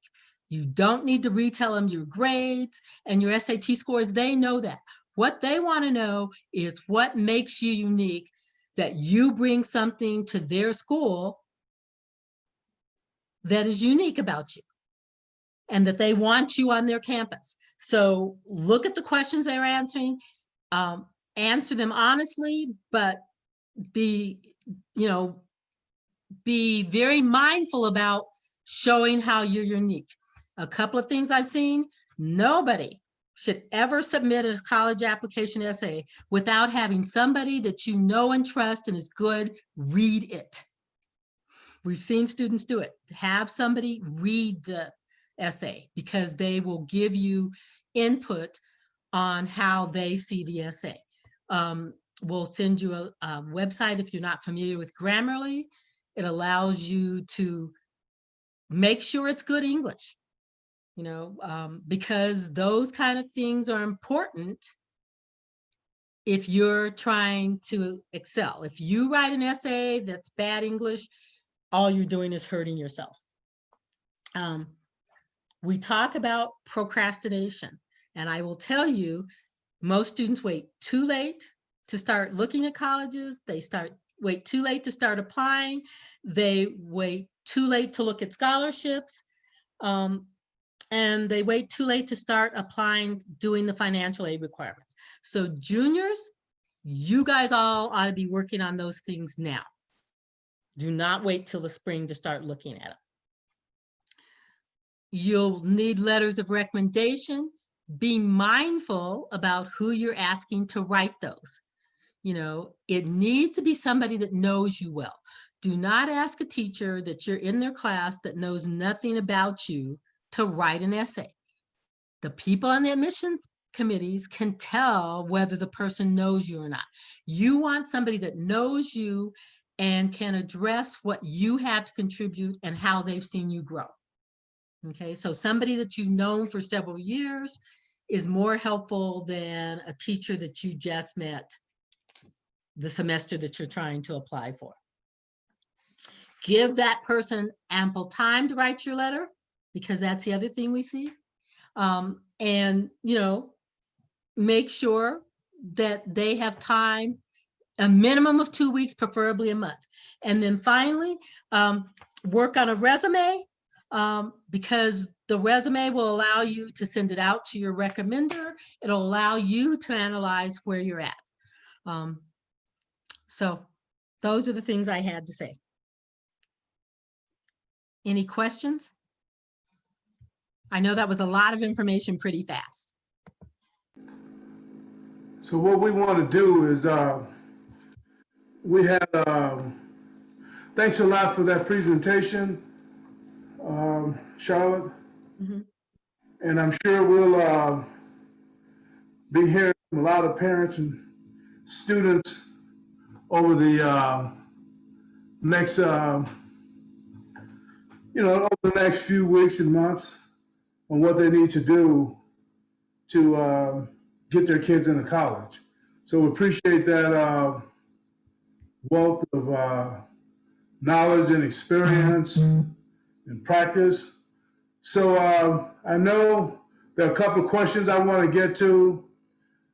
And please check the chat room. There's all kinds of links in there, scholarship information, just a lot of a wealth of knowledge that is in the chat room. And I'm sure we will be getting a lot of this information into a packet to you guys. Carolyn Campos, you had a question. Do you mind asking us your question? Dr. Charlotte answered pretty much all of it. I did have like one little thing. I'm a school counselor. One of my students is really interested in Harvard, but she doesn't necessarily have the GPA. I've heard a lot of the things that are going into it, but I definitely feel like we're from Montbello. That's where our school is in Denver. And the school hasn't really offered her much like extracurricular or other opportunities to kind of fill out that resume to make it show her academic everything. I'm just wondering if there's any suggestions on getting in or applying to Howard or getting her to the right person to maybe get that in an interview, an in-person interview. So question, is she a senior? She's a senior, yes. Oh, okay. And I'm a new counselor, so I've just started working with her. Yeah. Okay. So, it's a little bit harder because she's a senior, because she should be well into that process. So luckily, Harvard is one of the schools. Howard. Oh, Howard. you know, I know there's some Howard alumni on that may be able to address that more specifically for Howard. Are there any of you that are still there that can maybe help address that? Yeah, and thank you, Charlotte and Ms. Campos. Thank you for your question. I think certainly if there is a desire to go through the application process, we can put you in contact with either current students or ourselves. So I think if I could ask you to reach out to me offline, that would be great. And I'll shoot you my contact information. Oh, okay, thank you. And Chris, Mr. Fisher, I lived in and taught at universities in DC. I have some colleagues who are on the faculty at Howard now who could put us in touch with folks at the admissions office. Maybe Caitlin can help with that. But they can talk to you. There is a difference, Ms. Campos, between having a GPA that will allow her to be admitted to Howard or another HBCU and having a GPA that will earn her scholarships. So when you say her GPA is low, you have to be a little more specific. Is it too low to get a full ride, or is it too low to get admitted, period? I haven't actually looked at, I mean, I assumed that the GPA was fairly high for Howard, or, you know, Howard or Howard? She means Howard, that the GPA was high to get in, I think is what like, I just assumed, I haven't looked into what the GPA requirement is, but hers is a 2.3. So there is a Mr. Fisher and Dion and some of the others at the HBCUs, there are different requirements. For example, when I was admitted to Hampton, we have more National Merit and Achievement Scholars than any other HBCU. And it's because Hampton required a higher incoming GPA. If she wants to go to college, and she will do what Dr. Brigham said, which is not put all her eggs in one basket, there are enough people with networks here to get her admitted. If she has a 2.3, she's going to be, depending on your grading scale and how Howard will convert it, that GPA, to be honest with you, is not very competitive at all. It will not earn her any kind of merit-based scholarships or financial aid, but that doesn't mean that she cannot get admitted. And even if Howard is outside her reach, talk to me offline, because I know for a fact that GPA will allow her to get into some other colleges, be they PWIs or HBCUs. And then don't tell her to not rule out a community college, because sometimes you can go to a community college, get your grades up, and transition into another college or another university. Yeah, I feel like she is extremely bright. She's definitely is. So I just feel like CCA or community college would be not, she would be disappointed, because ultimately she is a good student. I kind of feel like the school just didn't offer her what she needed, and like the emotional and mental health aspect.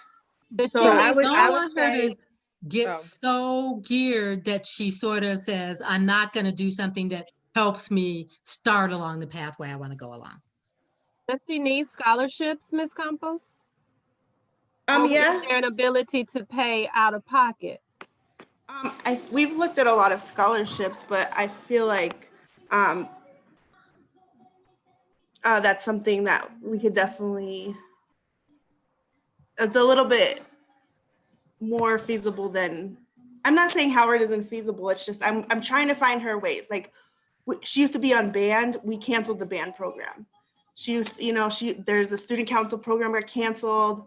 The debate program got canceled. Like, all the programs got canceled. So when everything comes down to it, like, she doesn't have much to like make her resume look really good. And her background is, she I think she's the youngest of 10. She's just like, hasn't been able to really been put in the situation to really make her show exactly who she is as a person. And I will talk to you offline, because this is getting into a lot of detail about one particular person's personal circumstance. I'm happy to talk to you offline. I've been a professor for 15 years, and I will help you. Okay, I'll just email you. Thank you so much. I'm sorry. And I think Mr. Fisher is offering to help too. Yeah, I just sent my email in the chat, but yeah. Okay, great. Thank you. Between Ms. Houston and me, we can certainly help you get some additional information and hopefully get the student well on her way to an HBCU, even if it's not Howard. And you can also contact the CABPES. Contact us through CABPES and we can see what we can help you with. Okay, great. Thank you so much. Sorry for taking up so much time. Oh, But no.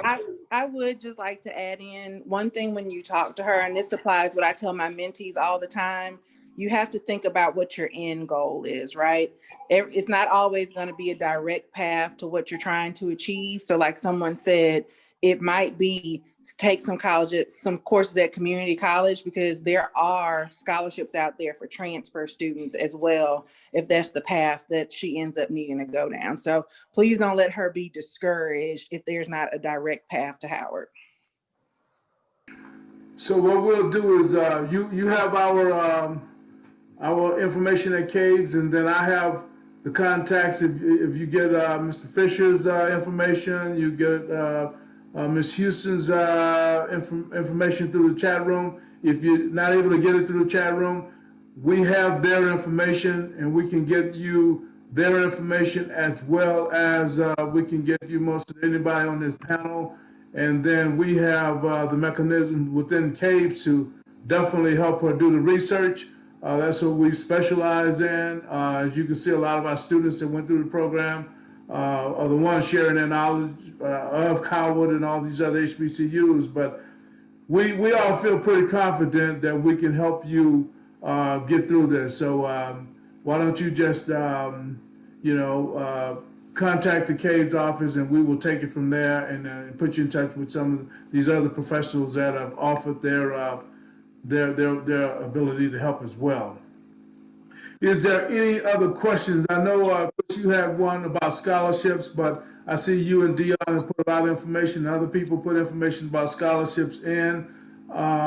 So if there is any other questions, if there's not any more questions, you guys stop me. But what I will do now, because it is 8:10, what I want to do is thank all of the speakers, professionals, as well as the students that were on the panel. You guys did a phenomenal job. I knew you would. That's the reason I handpicked you. I want to thank Attorney and Professor Chris Houston. She is very dynamic within her own rights. So, and what we're going to do, just so you know, Ms. Campos, we're going to send a packet out. We have information already on every HBCU that was presented today. We've got all their information. We also have every HBCU in the United States in this packet. So we're going to give all the parents and students that's on this call information on how you can navigate and choose an HBCU that will benefit your students. So don't feel discouraged. We all been there. Everybody didn't have. I'll speak for myself. I didn't have what I really wanted to have GPA wise when I went to school. And it's all behind me now. So we talking from experience. You're a counselor, so you know that. So we appreciate that. So I'm going to go in on this 8:11, and we said we close this out at 8 o'clock. So with that said, I am going to thank everybody for your time. I appreciate it. We will be in touch with all of you after this presentation. Thank you again. We hope we were able to share some information that is going to benefit your child. You go to our website. You got our phone number. You got everything about us. So we're here to help. So everybody have a good evening, a good weekend, a good Thanksgiving, and be safe. We appreciate your time. Thanks, everybody. All right. Thank you. Thank you. Thank you. Goodbye. Good luck, students. Thank you, students. Thanks, everyone. Thanks, everybody. Good luck, everyone. Stay safe. And Bye. Thanks, everyone. Good luck.